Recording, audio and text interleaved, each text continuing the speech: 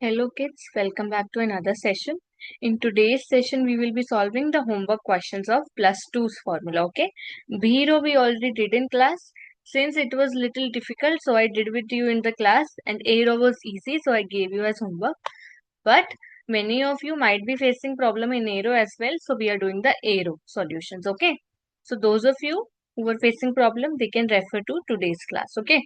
Now, we are going to solve the A row and we will be solving it with the plus 2's formula. Means wherever I won't be able to do plus 2, I will not have enough bits left to do plus 2. I will apply the formula of 2, that is plus 5 minus 3. So let's start.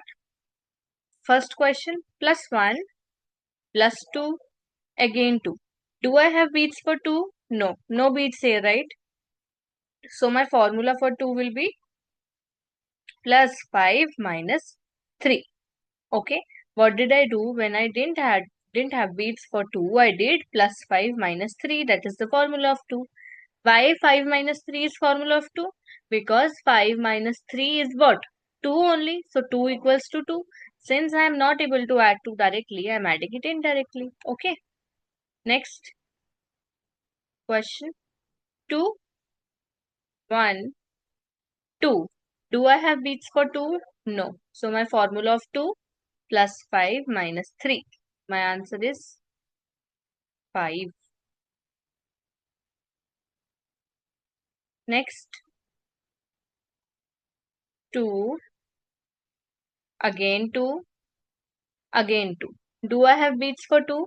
No. So my formula for 2 is plus 5 minus 3. My answer is 6. Next,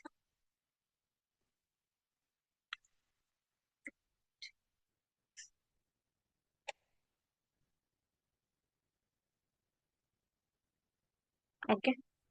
Now next, 3 plus 1 plus 2. Do I have beats for 2? No. So my formula for 2 is plus 5 minus 3. My answer is 6. Next, 1, 3, 2. No beats for 2, so my formula is plus 5 minus 3. My answer is 6. Okay.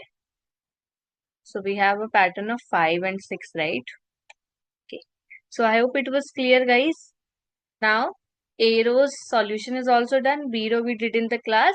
Now, you guys are supposed to do both A and B row in practice, okay? Without looking at the solutions. Then you can check with the answers in the video. Okay. Bye. I'll see you in the next class.